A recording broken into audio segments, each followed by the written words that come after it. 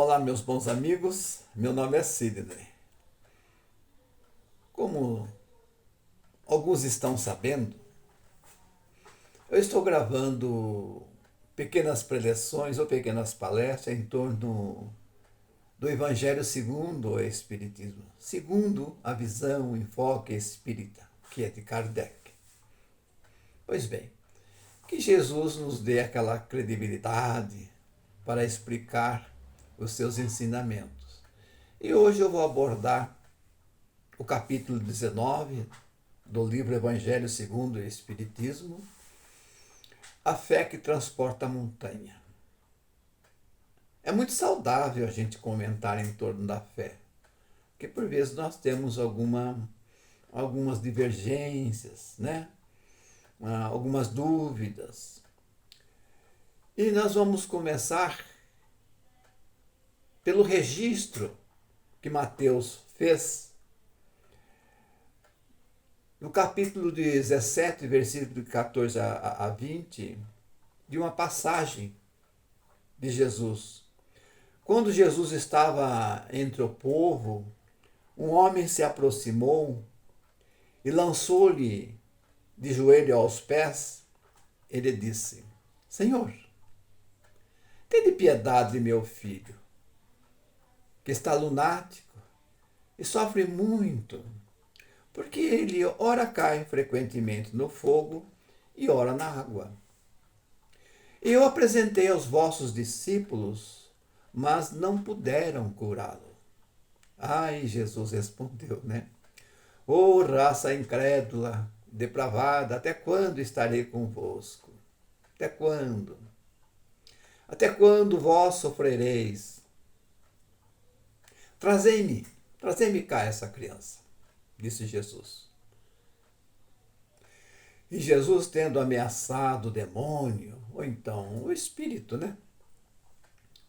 Um espírito não muito adiantado, aí ele saiu da criança e a criança foi curada ao mesmo tempo. Desculpa.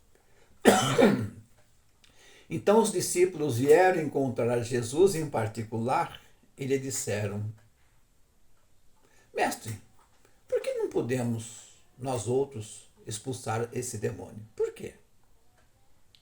E Jesus assim respondeu: Por causa da vossa incredulidade. Porque em verdade vos digo, se tivessem fé do tamanho de um grão de mostarda, direis a esse monte: transporta daqui para ali. E esse monte se transportaria. E nada vos seria impossível. Então agora vamos a um detalhe, né? A fé se traduz pela confiança que se tem em Deus e em si próprio, com vistas às realizações do nosso cotidiano, a busca dos nossos objetivos, né? Então, confiança é essa que se dá a certeza de atingir a meta que nós precisamos.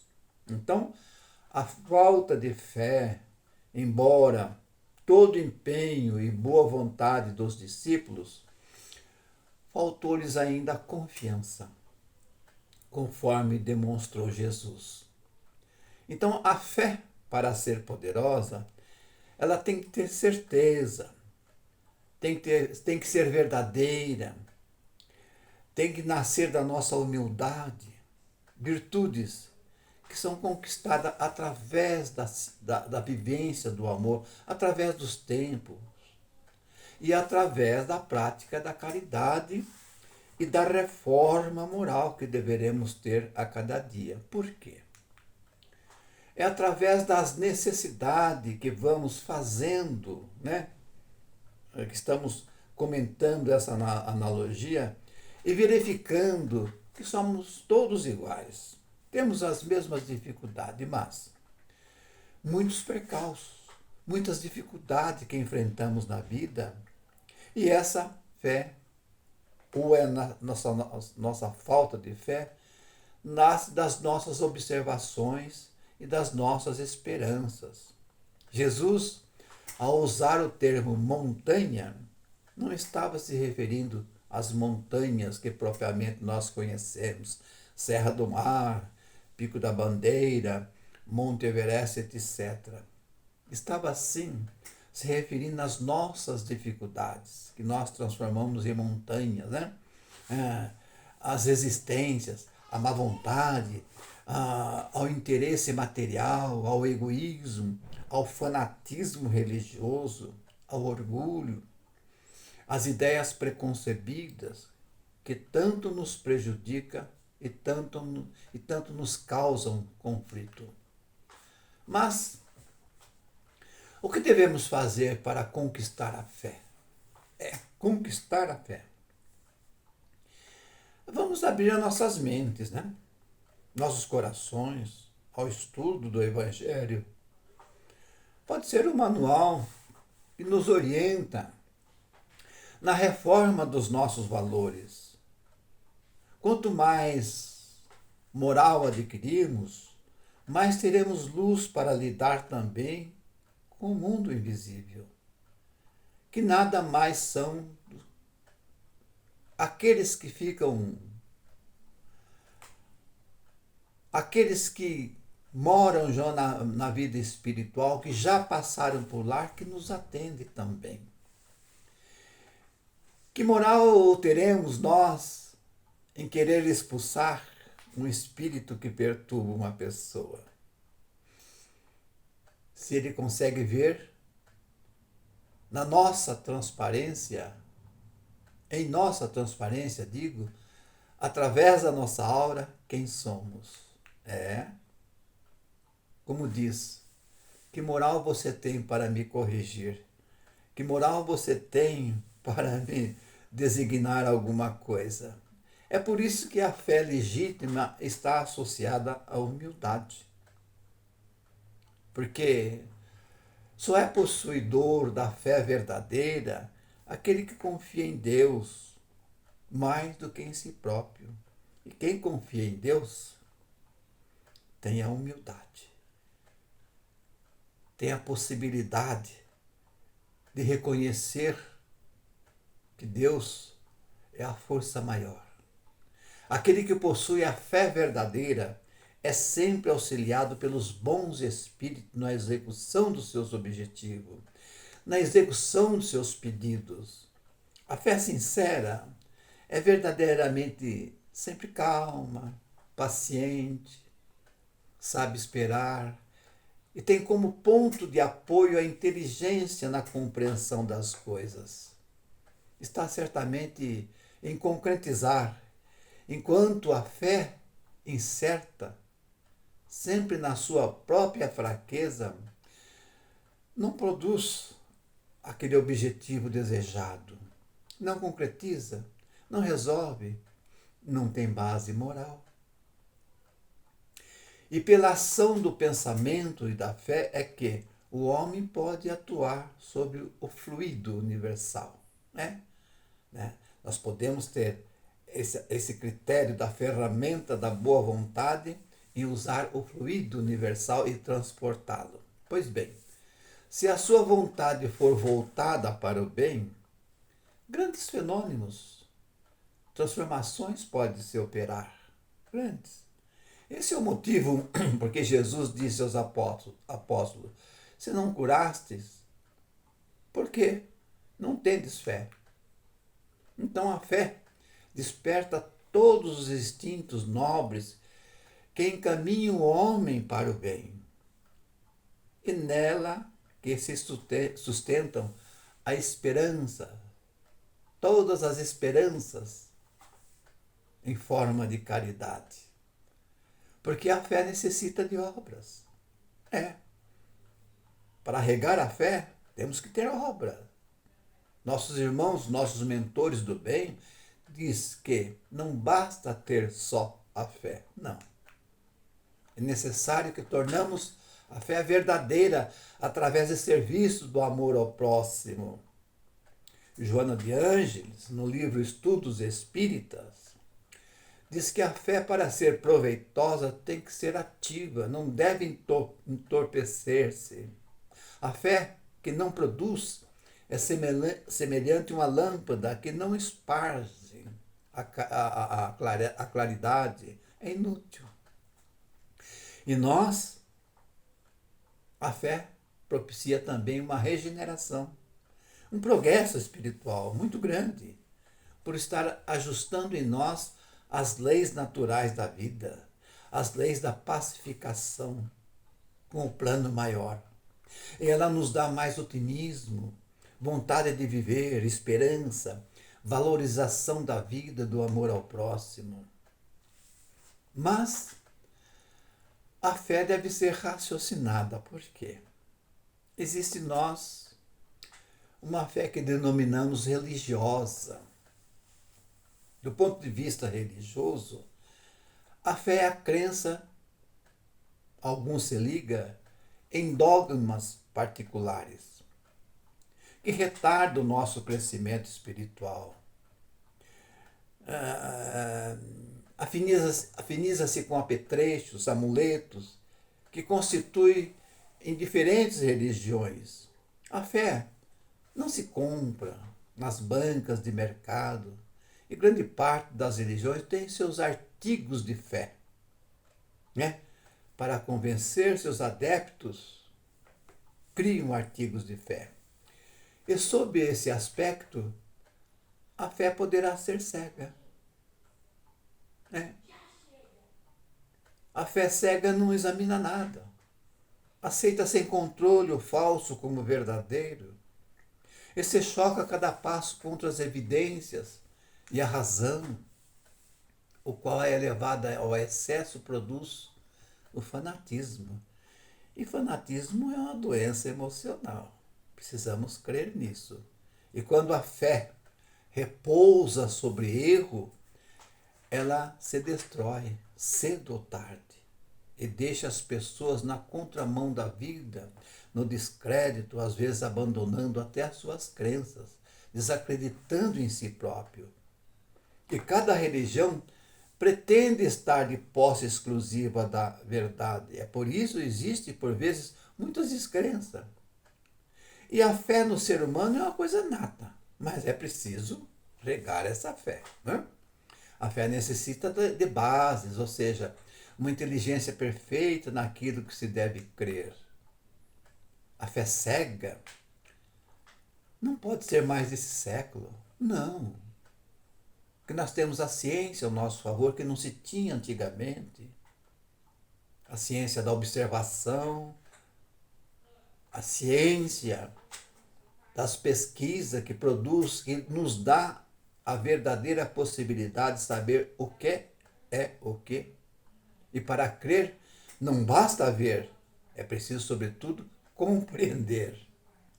Hoje nós precisamos ter uma fé raciocinada.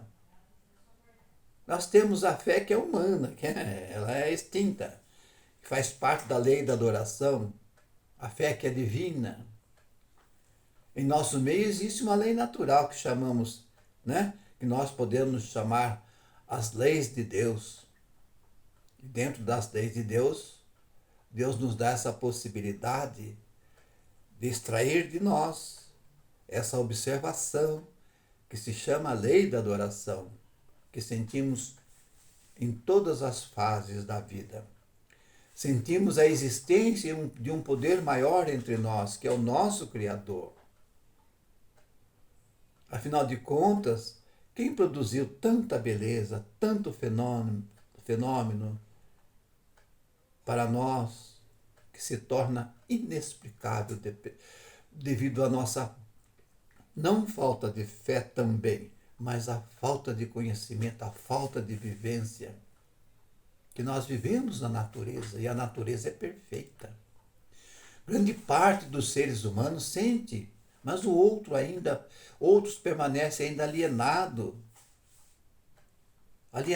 desse grande poder criador.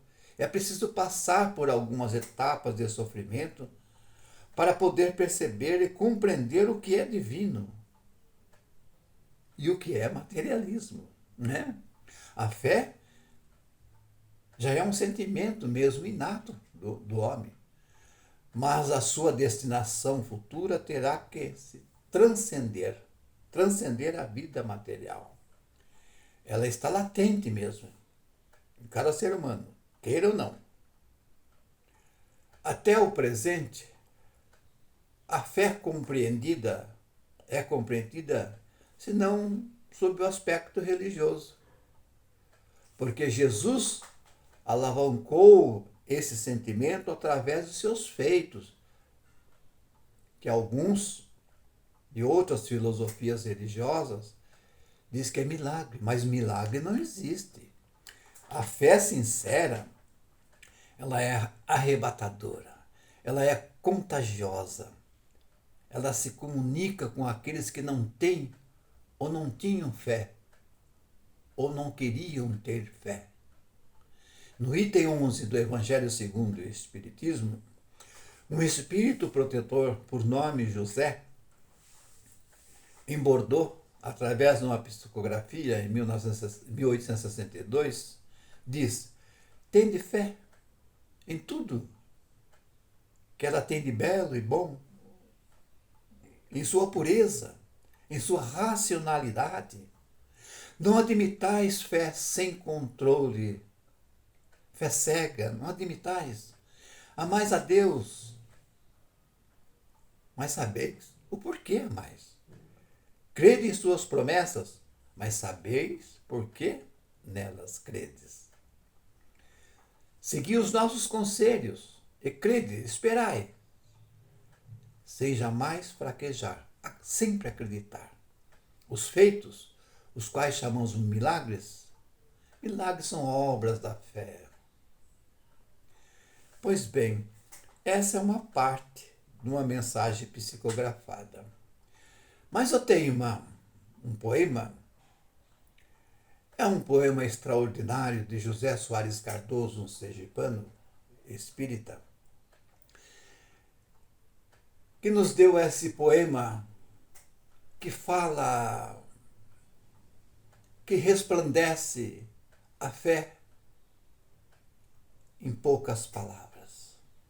Então ele diz o seguinte, começa assim: a fé que Deus nos inspira percorre dentro de nós, na trajetória do espírito, feita de longos percursos, de ocasos, de arredores, nos terrenos movediços dos impulsos, das paixões, e no rugir das tempestades que desabam furiosas nos mares dos corações. A fé percorre também os prados serenos, verdes, fecundos, das ideias luminosas, dos múltiplos passeios através dos astros, através dos mundos, abrindo novas veredas, por entre os risonhos vales ou desolados desertos. Através do sofrimento, sangrando os pés nos caminhos, julgando um Deus estar tão longe, quando se encontra tão perto da nossa alma peregrina. Alma essa que tem como herança, é eterna, é cara, é preciosa, é a centelha luminosa da própria essência divina. A fé, diz ele, tem várias idades.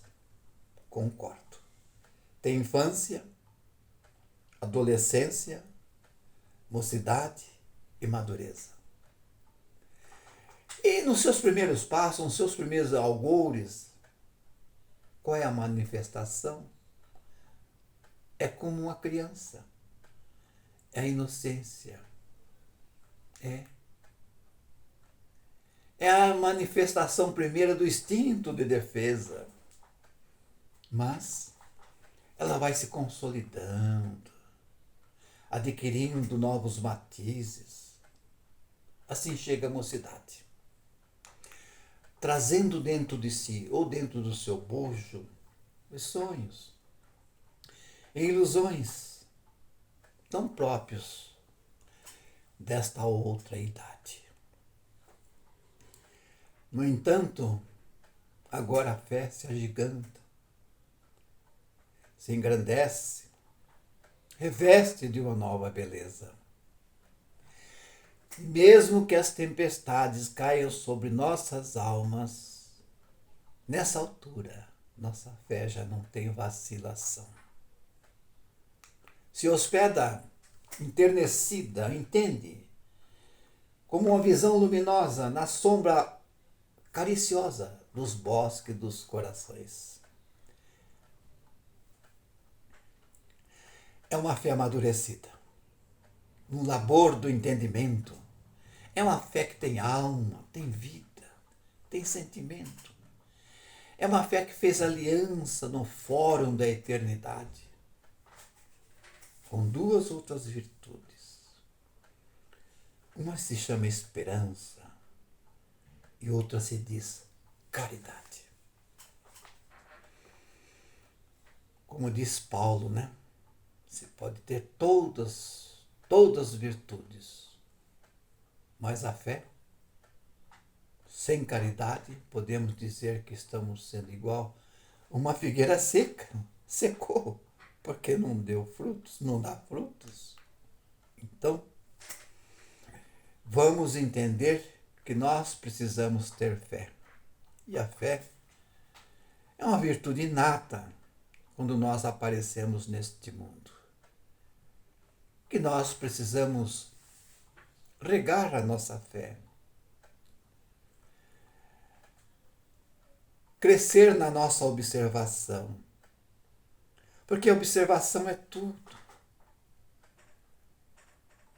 E tudo é produto da nossa fé, da nossa vontade de crescer, da nossa busca. Mas nós podemos transcender,